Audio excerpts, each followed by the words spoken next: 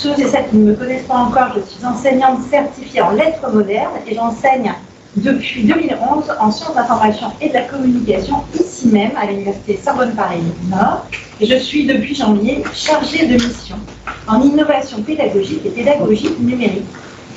C'est pourquoi j'ai tenu à organiser cette journée d'études, non seulement, comme je le disais, pour le plaisir de vous rencontrer, mais aussi parce qu'il s'agit de créer à terme un pôle dédié à ces nouvelles conceptions d'enseignement et de l'apprentissage au sein d'un futur service de la formation. Or, il m'a paru essentiel de commencer par définir ce que recoupent ces notions d'innovation pédagogique, d'une part, de pédagogie numérique, d'autre part, qui sont déjà répandues à plusieurs niveaux dans l'enseignement supérieur, notamment au ministère, mais aussi dans la recherche et dans les pratiques d'enseignement, ainsi que dans les services centraux de plusieurs universités qui disposent de bureaux d'appui à la pédagogie, ce dont nous ne disposons pas encore.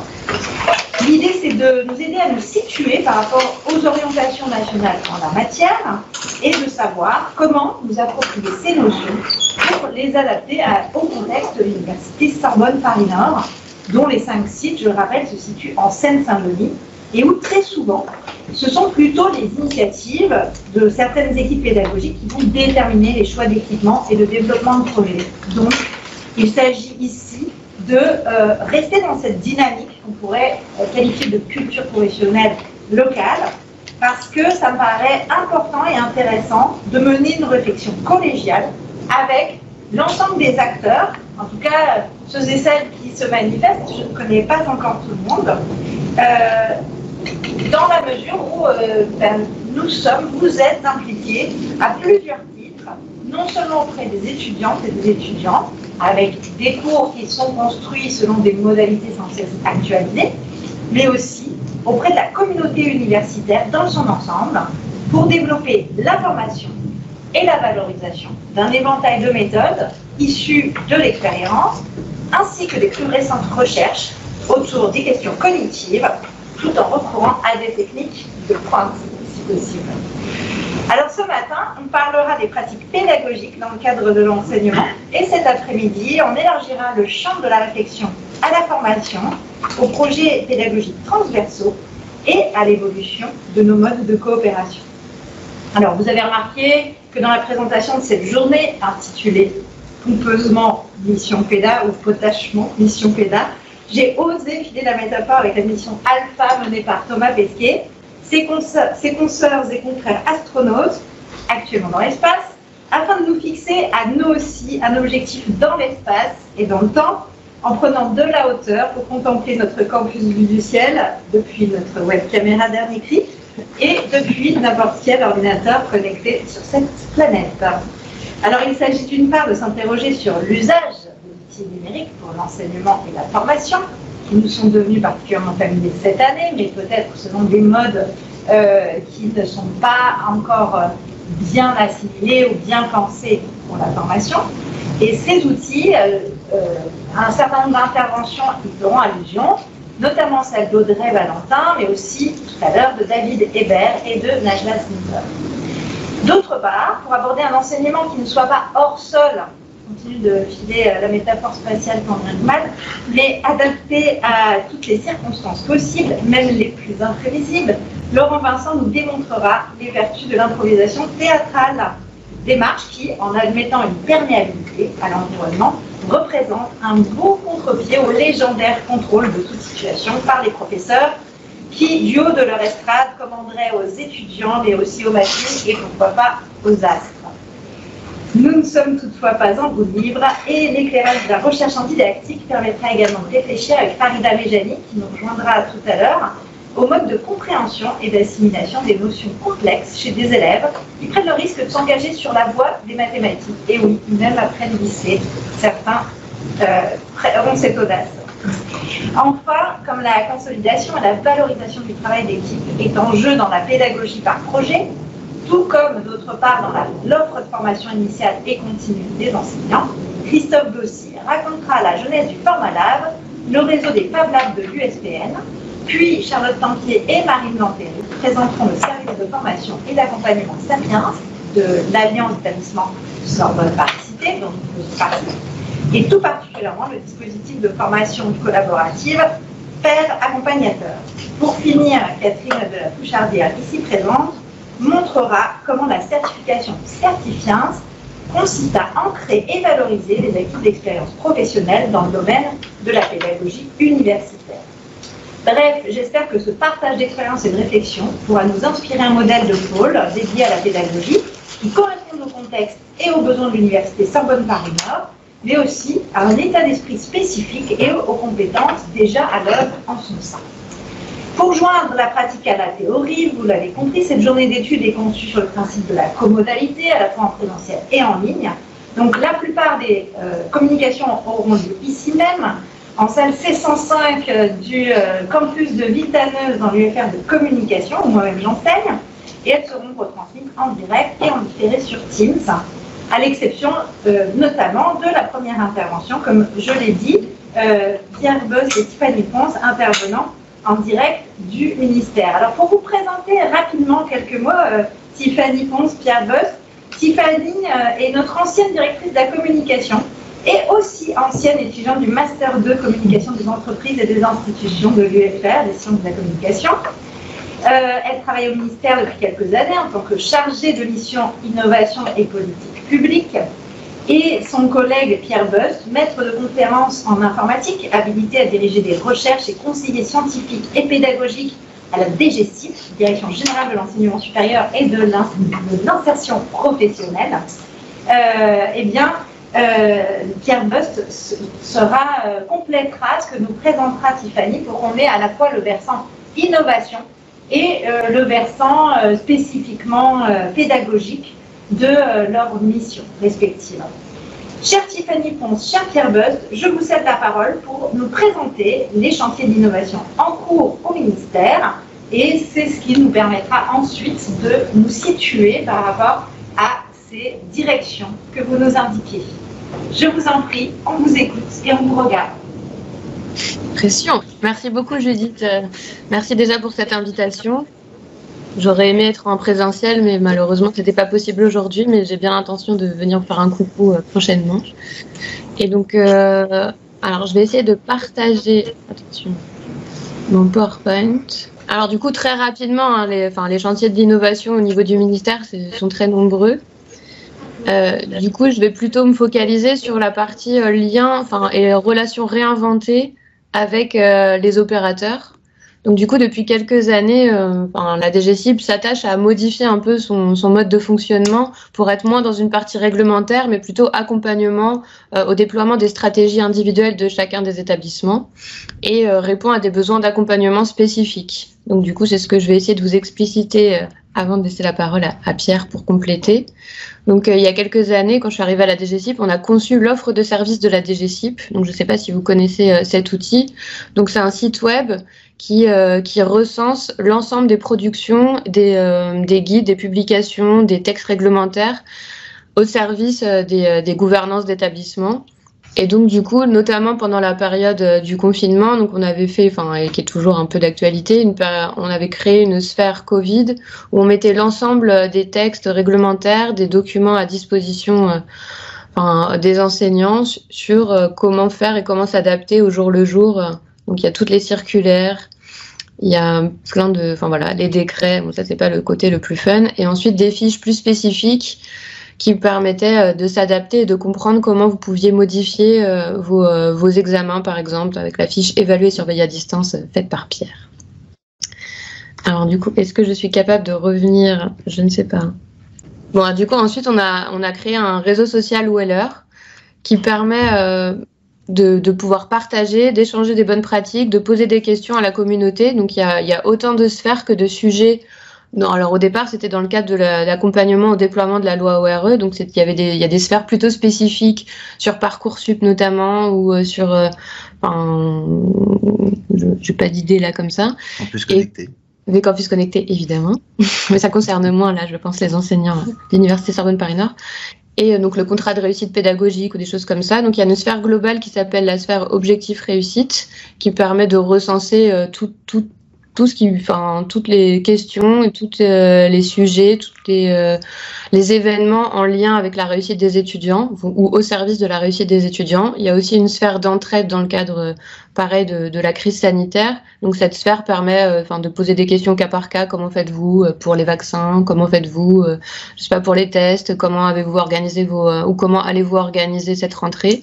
Donc voilà. Donc il y a voilà, c'est vraiment un support et un outil fait pour aider n'importe qui a envie de partager, de contribuer dans le monde de l'enseignement supérieur au service de la réussite des étudiants et globalement pour faire vivre les établissements. Donc je vous invite vraiment à vous connecter et à vous y inscrire si vous le souhaitez. Donc ensuite, au niveau innovation, ce qu'on fait au ministère, on essaye de moderniser un peu nos liens et donc les enquêtes et les remontées d'informations qu'on vous demande. Et donc on est en train de créer une plateforme unique de recueil des données. Donc chaque établissement aura un accès à l'ensemble des enquêtes en cours et passées avec le ministère. Donc là j'ai pris un exemple sur les dispositifs de réorientation, donc c'est pas encore mis en place. Et du coup chaque enquête sur par exemple des dispositifs de réussite, sur l'accompagnement fait avec les WICI ou des choses comme ça, passeront par cette plateforme unique. Donc ça permet aux gouvernances d'avoir une vue globale, ça permet de pouvoir répondre à plusieurs, de pouvoir faire répondre à des personnes et de pouvoir faire valider par d'autres. Et nous de pouvoir voir en temps réel ce que vous répondez. Et au sein de cet espace, on en profitera pour créer une rubrique qui mettra en valeur l'ensemble des initiatives que vous souhaiterez nous faire remonter. Donc, c'est-à-dire que si vous mettez en place quelque chose d'innovant et de particulier au sein de votre établissement, vous pourrez nous le signaler. Donc, il y aura un formulaire avec des items. Et nous, on pourra le valoriser soit sur le site du ministère, soit sur l'offre de service de la DGCIP, ce qui permettra de potentiellement, déjà nous informer, de pouvoir nous donner des idées de visite, aussi bien pour notre DG que pour le ou la ministre ensuite. Voilà. Il y a des accompagnements plus personnalisés qui sont proposés au sein de la direction, qui ne sont pas toujours connus. Donc, on a pas mal d'experts, donc Pierre en fait partie. Mais on a aussi des experts plus sectoriels. Donc, on a ma Florence Colère, j'ai pris comme exemple, parce que je trouve que c'est pas mal, d'autant plus qu'il y a un intervenant qui va parler des Fab Labs, et donc elle fait partie du réseau Fab Lab. Et donc, Florence accompagne des projets de restructuration de locaux ou de réinvention des espaces. Donc, elle a sorti un guide qu'elle a fait notamment avec pas mal d'agents de terrain. Donc, elle a une expertise et une expérience considérable sur l'ensemble des campus universitaires. Et donc, elle accompagne des projets partout en France. Donc, n'hésitez absolument pas à la solliciter. Je pense qu'elle serait ravie de pouvoir vous aider, vous donner des idées, des conseils de prestataires ou des retours d'expérience ou vous mettre en relation avec des collègues. Et donc, idem sur la sphère Weller. Elle a une sphère Weller dédiée sur ce thème-là. Donc, n'hésitez pas non plus à la rejoindre. Et donc pour terminer, concernant plus spécifiquement la pédagogie, ce qui vous intéresse un peu plus, donc on a au sein de la direction générale depuis l'année dernière le collège des conseillers scientifiques et pédagogiques, donc qui est représenté aujourd'hui par Pierre. Donc c'est la fusion de l'ancienne MIPNES pour ceux qui connaissaient et le collège des conseillers scientifiques qui était moins connu des établissements. Et donc vraiment une de ces missions, c'est d'être en appui des établissements dans le déploiement de leur politique de formation. Donc ils sont vraiment là pour vous écouter, pour pareil faire des retours d'expérience, vous accompagner, vous donner des conseils et vous aider même dans votre réflexion. Et donc grâce à ce type de profil, on a pu mettre en place pendant la crise sanitaire une task force continuité pédagogique, donc qui était derrière une adresse mail et donc qui a fait toutes les fiches que je vous ai montrées rapidement tout à l'heure sur l'offre de service. Et donc ils sont vraiment là à disposition et donc même si la crise sanitaire va finir par partir, je pense que cette méthodologie restera. Voilà. Pierre, je te laisse compléter. Merci en tout cas de me donner l'occasion de me présenter à vous dans votre journée qui est très intéressante. Donc moi je m'appelle Pierre Bust, comme disait tout à l'heure Judith, je suis enseignant-chercheur, c'est entre guillemets mon vrai métier à l'université de Caen en Normandie, où tout à l'heure Judith disait qu'il pleuvait chez vous, je vous rassure c'est à peu près la même chose ici. Voilà, donc l'idée c'est que je vous parle un petit peu de de quelles sont les missions un petit peu du Collège des conseillers scientifiques et pédagogiques. Bon, déjà, on est à peu près une petite vingtaine de conseillers dans mon genre. Et vous voyez qu'il y a une des premières choses qui est très significative, c'est que finalement, moi, je suis détaché pour une partie de mon temps à la DGCIP, mais je suis encore enseignant-chercheur à l'université, ce qui fait que l'action de la DGCIP et du ministère n'est pas hors sol complètement par rapport aux actions du terrain, et des missions comme celle d'experts détachés, qui la mienne et celle de mes collègues au Collège des conseillers scientifiques, permettent aussi d'avoir cet ancrage dans le terrain et dans les pratiques au quotidien. Alors, si j'avais à résumer un petit peu ce que serait l'action du Collège des conseillers scientifiques, je tournerais bien ça autour de trois verbes d'action. Le premier, ce serait éclairer, puis valoriser et soutenir. Alors, je vais essayer de vous préciser un peu ça. Alors, éclairer, c'est éclairer quoi et qui? C'est surtout éclairer la stratégie politique de la DGCIP et du ministère dans un contexte qui n'est pas simple, avec, comme le disait Tiffany tout à l'heure, la crise sanitaire où il a bien fallu savoir ce qui se passait dans les établissements pour pouvoir mieux répondre à la façon de les accompagner. Mais plus globalement, on est quand même dans une société qui est traversée par de multiples transitions numériques, écologiques, sociétales, culturelles, pédagogiques, et j'en passe encore d'autres. Et éclairer la DGCIP, c'est faire en sorte que l'action gouvernementale, ministérielle et l'action au sein d'une direction générale ne soit pas en orthogonalité, si vous voulez, avec ce qui sont les attentes du terrain dans les établissements, chez les étudiants, et qui soit compatible aussi et qui s'aligne bien. Tout à l'heure, Judith parlait de l'espace et de Thomas Pesquet. Je pense que la bonne métaphore qu'on peut filer, c'est l'alignement des planètes aussi. Et si on a une administration centrale qui ne s'aligne pas bien avec les établissements, les équipes pédagogiques, les services d'appui et, au bout de course, les étudiants, il y a des trucs qui ne se passeraient pas bien. Donc voilà, l'idée, c'est de bien faire cet alignement.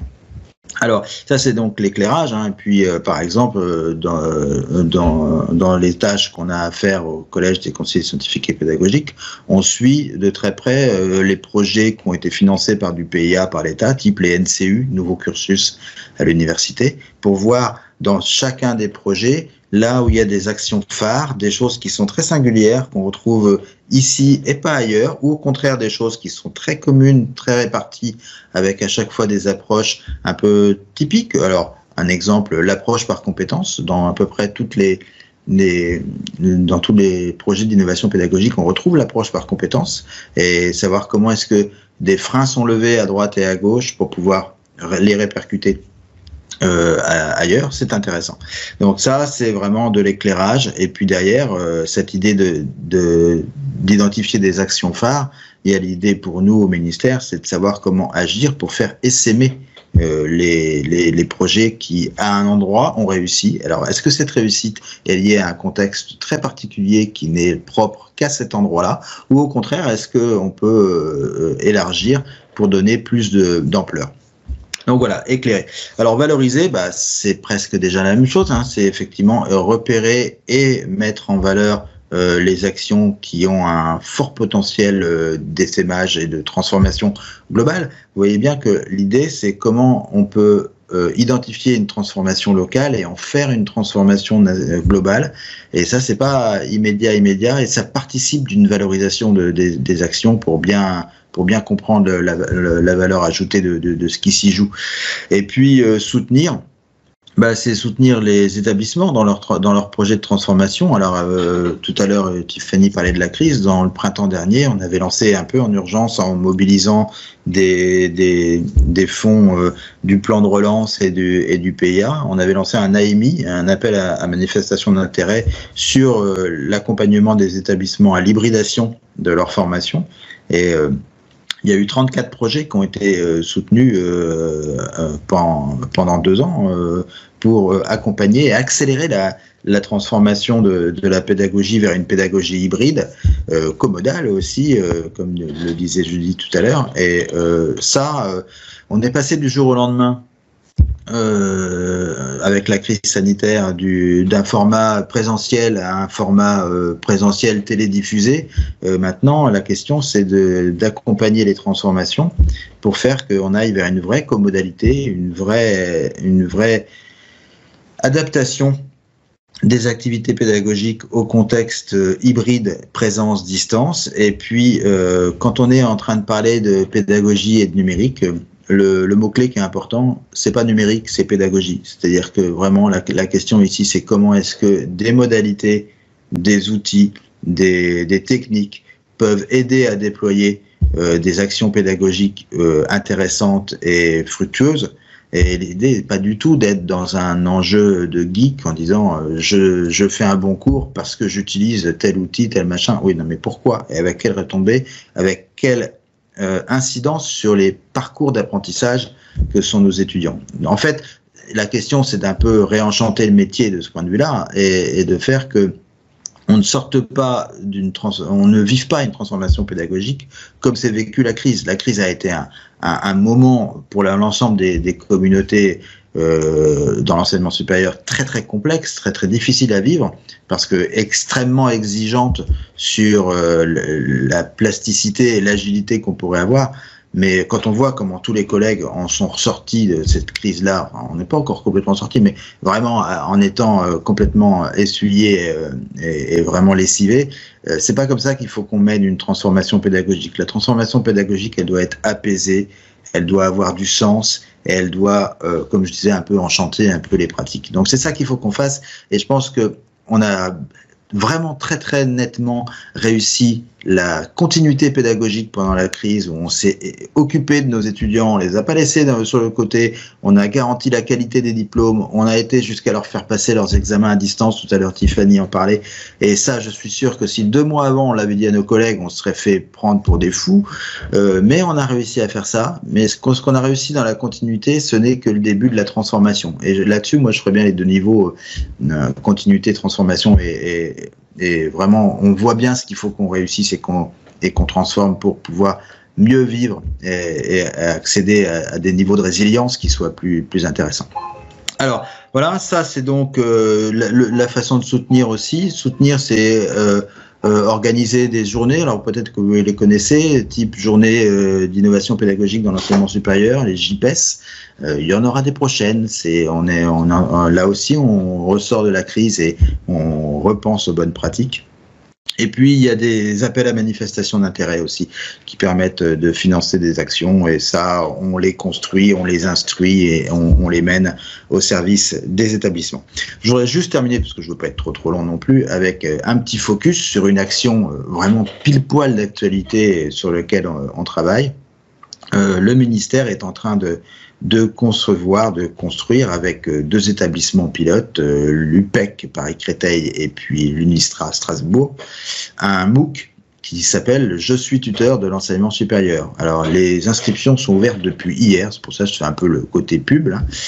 Allez-y, c'est sur FunMOOC, donc France Université Numérique, « Je suis tuteur de l'enseignement supérieur ». Les inscriptions sont ouvertes, le MOOC commence le 27 septembre et va durer jusqu'à peu près à la mi-novembre. Et si vous connaissez un autre MOOC qui est porté par le MESRI, qui est le MOOC Se former pour enseigner dans le supérieur, le modèle est un peu le même. C'est-à-dire que le MOOC Se former pour enseigner dans le supérieur, c'est un espace commun de formation pour accompagner la formation des enseignants, notamment la formation des nouveaux enseignants-chercheurs, qui est une obligation statutaire, et cet espace de formation en ligne qui est rejoué tous les ans sert de dispositif dont les établissements peuvent s'emparer pour mener des actions locales de formation des enseignants-chercheurs. Et ben là, on fait la même chose sur quelque chose qui est en plein dans l'actualité également, qui est le tutorat dans toutes ses formes. Les formes de tuteurs en emploi étudiant, notamment les 20 000 postes d'emploi étudiant qui ont été créés par le gouvernement dès décembre 2020 pour accompagner la crise. Bon, bah, cela s'additionne aux tuteurs que les établissements ont l'habitude de recruter, mais la question c'est comment on les forme. Ça, c'est une forme de tutorat. Il y a des formes de mentorat aussi qui se développent de plus en plus, où on a des gens dans des activités professionnelles, insérés professionnellement, qui vont prendre dans une forme de mentorat la tâche avec certains étudiants pour les préparer à leur insertion professionnelle. Et puis, il y a encore une autre forme de tutorat qui m'intéresse plus particulièrement, Tiffany le sait, et puis on en faisait tout à l'heure la remarque sur les campus connectés. Dans les campus connectés, qui sont des structures qui sont en train de se développer, il y en aura 89 en septembre sur l'ensemble du territoire, et on a des professionnels qui sont recrutés pour faire du tutorat, du coaching, pour accompagner des parcours d'études en train de se faire. Et ça, c'est une nouvelle identité professionnelle qui est en train de se créer autour de la médiation en pédagogie, un peu comme dans les Fab Labs, on a eu la médiation scientifique, là on a quelque chose autour de la médiation en pédagogie. Qui dit nouveau métier, qui dit nouvelles compétences attendues, dit programme de formation. Et programme de formation comme un bien commun, construit parce qu'on a valorisé et repéré, comme je le disais tout à l'heure, des actions d'établissement. Alors, Strasbourg et Créteil, je vous en ai parlé, mais il y a aussi La Rochelle, Pau, Grenoble-Alpes qui sont contributeurs, Le Havre aussi qui sont contributeurs à ce MOOC, et c'est vraiment parce qu'on prend le meilleur de ce qui se passe un peu partout, qu'on met les gens en réseau, qu'on peut travailler à la construction d'objets communs comme ça, qui après redescendent dans les établissements et puis permettent d'avoir aussi des fois une forme de sécurité pour les collègues dans les établissements, parce qu'on sait comment on doit bien aborder un domaine parce qu'il a été éclairé par les autres. Et vous voyez que de ce point de vue-là, l'idée, c'est vraiment de mettre en place, en tout cas, nous, c'est ce qui nous importe à la DGCIP, c'est de mettre en place les systèmes gagnant-gagnant-gagnant. C'est gagnant pour le ministère, c'est gagnant pour les établissements, c'est surtout gagnant en bout de course pour les étudiants. Voilà, donc c'est vraiment ça qu'on a en tête tous les jours dans notre action. Et puis, comme le disait Tiffany, on est aussi là à votre service. Et quand vous avez besoin de telle ou telle intervention, alors là, la mienne, toute petite, ce matin, c'est rien du tout, mais on a des collègues du Collège des conseillers scientifiques, par exemple, qui sont intervenus à la demande de certains établissements pour aller expliquer les tenants, les aboutissants d'une approche par compétence, d'une approche programme, comment on pense ces questions-là, comment on accompagne ça dans une stratégie d'établissement. Et dans tous ces projets qui sont au cœur des notions de transformation, on ne fait rien sans l'adhésion des collègues. Et en tout cas, nous, ministère, si entre nous et vous, dans de bonnes relations de collègues, on peut vous aider à créer localement ces adhésions, écoutez, on y répondra favorablement et on sera vraiment dans notre cœur de mission. Voilà. Donc, merci en tout cas. Et puis, si vous avez des questions, je suis tout à fait disposé à y répondre avec plaisir. Merci. Merci beaucoup pour cette intervention fort intéressante. Alors, on expérimente cette caméra disposant de plusieurs cadrages, mais on le voit, le cadrage salle, il est un peu vu de l'espace, en effet. Oui, c'est ton Escape qui filme là. Donc, je pense que soit j'essaye de mettre, d'utiliser la fonction suiveuse, mais je ne suis pas sûre que tous les angles fonctionnent, soit si ça ne vous dérange pas, au moins j'espère que vous nous entendez bien. Les intervenants qui sont dans la salle devront soit se mettre à mon niveau, soit vous les entendrez sans les voir. Donc je laisse peut-être directement la parole à la salle. Vous avez des questions, sinon moi évidemment j'ai quelques petites idées pour intervenir, mais oui, est-ce que je pourrais poser une question, Judith? Bien sûr, effectivement. Une question très pratique, là. Après la présentation de votre site Waller, pour se connecter, est-ce qu'il faut avoir des identifiants particuliers ou il y a un formulaire d'inscription? Je vais mettre dans la conversation le lien pour la première sphère. Super. Et il faut juste que vous fassiez une demande via une adresse professionnelle parce qu'on ne valide que les adresses professionnelles. Donc, d'accord, très bien, très bien. Et j'avais juste une petite réflexion très rapide parce que Pierre a insisté sur le côté pédagogique. Et ça m'a énormément plu parce que numériquement parlant, je suis beaucoup moins forte que mes étudiants. Et ce sont eux qui m'apprennent énormément de choses. Mais sur le plan pédagogique, peut-être que j'ai des idées, mais la formation aux outils numériques est un peu défaillante. En ce qui me concerne, je suis en train d'apprendre à faire des podcasts pour que les étudiants puissent réviser avec ma parole et mon accompagnement. Vous voyez, mais je suis archi nulle là-dedans, même si j'ai une idée pédagogique assez précise. Est-ce que vous prévoyez justement des formations pour des gens comme moi qui sont passés brutalement du présentiel au distanciel? Alors là-dessus, je pense que des formations, il peut en exister. Hein. Et effectivement, dans le catalogue de MOOC, de Fun, il y a certainement des choses qu'on peut trouver là-dessus. Mais c'est surtout l'action des services d'appui. Hein. Puis tout à l'heure, Judith en parlait, de l'intérêt d'avoir un service d'appui à la pédagogie dans un établissement. C'est vraiment une action qui est très, très importante et transformante. Hein. Moi, je l'ai vécu dans mon établissement à l'Université de Caen en Normandie. La montée en puissance du service d'appui à la pédagogie, c'est aussi ça qui a permis de mieux répondre du jour au lendemain aux problèmes de la crise sanitaire. Et l'accompagnement des collègues par l'ensemble des ingénieurs de pédagogie a été très très importante. Et on voit bien qu'il se joue derrière une question sur le fait que l'action pédagogique devient de plus en plus une action collective avec des compétences diverses et variées. Il y a l'enseignant qui est au centre du jeu, c'est l'acteur principal de la pièce, mais à côté, il y a des ingénieurs, il y a des techniciens audio-vidéo, il y a des ingénieurs plateformes, et puis il y a évidemment les étudiants. Et vous avez raison de signaler que des fois, les étudiants peuvent vous aider vous-même à faire des choses. Ah, c'est un échange extraordinaire. Mais c'est ça. Pendant la pandémie, j'ai appris énormément de choses grâce aux étudiants. C'est ça qui fait de la richesse. Et puis je vais vous dire que plus profondément, une expérience d'études, une expérience d'apprentissage, c'est avant tout une expérience de vie. Et une expérience de vie, ça se nourrit de l'interaction avec les autres. Et de ce point de vue-là, avoir des entraides avec les étudiants, c'est super intéressant. Même, je vais vous dire, en tant qu'enseignant, essayer des trucs avec les étudiants. Moi, j'ai jamais entendu un étudiant, quand je leur ai demandé, est-ce que vous voulez qu'on essaye un truc? Je l'ai jamais fait. Si ça se trouve, on va se planter, mais on essaye. Jamais il y en a un qui m'a dit non, ça ne nous intéresse pas. Ils sont tout de suite très, très preneurs de ça.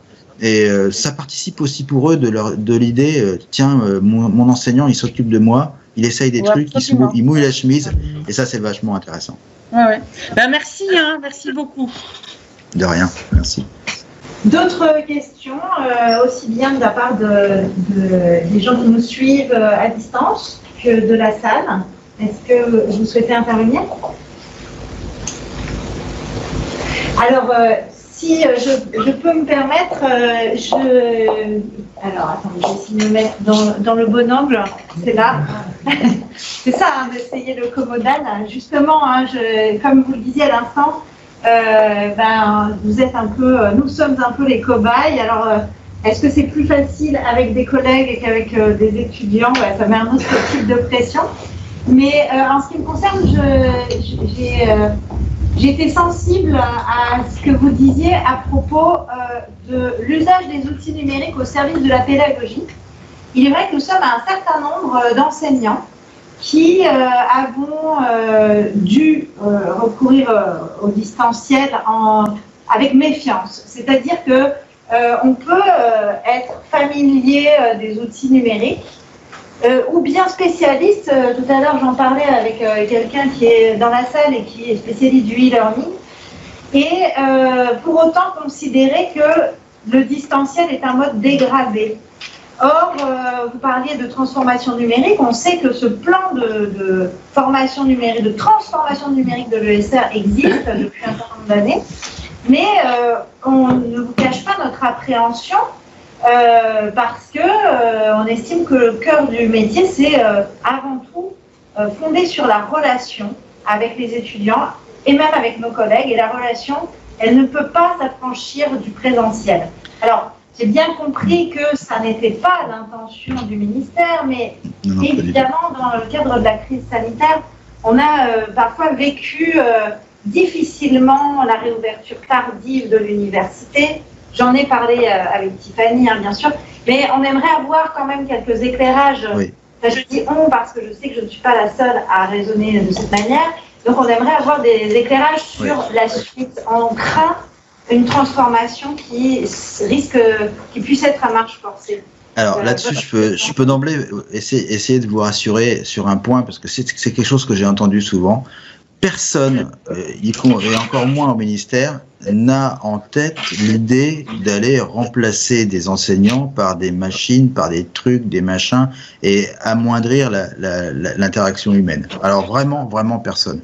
Dans mon établissement, je vais vous raconter une petite anecdote, j'avais discuté avec un collègue, et je lui disais, tiens, il y a mes étudiants qui, dans les TD en ligne, pendant le confinement, veulent que j'enregistre le TD, pour qu'ils puissent le repasser après, je vais le faire. Et le collègue m'a dit, ah non, moi je le ferai pas, parce que je veux pas que l'année prochaine, l'université me dise, vos cours, on les a déjà, on n'a plus besoin de vous.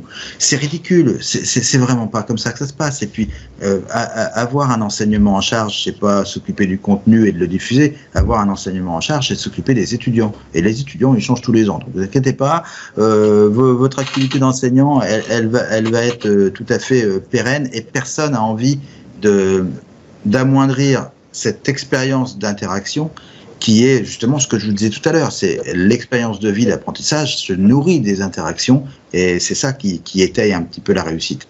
Alors après, sur ce qui s'est passé pendant la crise, effectivement, je suis bien d'accord avec vous qu'il y a plusieurs points de vue qui ont pu émerger en disant, ben, vous voyez bien que ça pose quand même des gros problèmes, que quand on n'a plus l'interaction humaine, on a perdu beaucoup dans la relation pédagogique. On a bien vu la détresse des étudiants qui, du coup, ont eu besoin qu'on les accompagne sur des consultations psychologiques et des choses comme ça. Enfin, bon, on voit bien toute la désocialisation qui s'est jouée. Mais alors, la formation à distance n'est pas forcément désocialisante.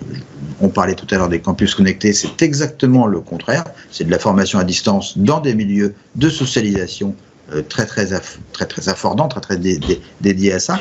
La formation à distance peut être aussi dans une formation avec des interactions fortes. Il y a la formation à distance, et dans la formation à distance, on a des activités synchrones, des activités asynchrones. Des activités synchrones, elles peuvent être tout à fait intéressantes et riches, et pas justement les Teams ou les Zooms avec que des écrans noirs qu'on a vus. Parce que derrière, il y a une autre différence qu'il faut faire. C'est pas la distance ça marche ou la distance ça marche pas. C'est que l'activité subie, ça ne marche pas. L'activité choisie, ça marche. Et si vous avez un présentiel ou un distanciel qui n'est pas choisi, qui n'est pas assumé, qui n'est pas réfléchi, ça va être assez difficile à le faire marcher. Mais si vous avez des activités qui sont conçues pour un public qui choisit explicitement cette modalité-là, là, ça va marcher. La formation à distance, quand on la regarde dans d'autres contextes que ceux qu'on a vécu pendant la crise, c'est-à-dire la formation tout au long de la vie, faire en sorte que les conditions d'études soient compatibles avec le maintien dans l'emploi, des choses comme ça, les gens qui suivent de la formation à distance sont enchantés par ce qu'ils vivent. C'est des expériences d'apprentissage super riches. Donc, il faut repositionner un peu tous ces éléments de débat un peu aux bons endroits. On trouve du plaisir, on ne réussit que les choses qu'on choisit, pas les choses qu'on subit, et c'est vrai de la distance comme c'est vrai de tout. Et puis effectivement, il faut aussi se dire que la formation à distance, ça se travaille en amont, c'est un investissement qu'on fait dans quelque chose, c'est pas quelque chose où on switch du jour au lendemain, sinon ça se fait pas à qualité égale, on va dire. Merci beaucoup. Alors, entre-temps, comme je suis connectée sur 2 appareils, finalement, j'ai mis aussi la deuxième caméra, comme ça vous avez plusieurs angles. Oui, merci beaucoup de préciser que le type d'activité doit être maîtrisé par les enseignants et au service vraiment de l'intérêt pédagogique. Ce serait très intéressant de continuer à parler avec vous, mais par rapport au programme idéal, on a déjà un petit quart d'heure de retard. Je vous suis vraiment très reconnaissante, surtout à Tiffany, dont je sais qu'elle a des impératifs importants pour lesquels je vais lui souhaiter toute la réussite possible. N'hésitez pas à rester connecté pour la suite du programme.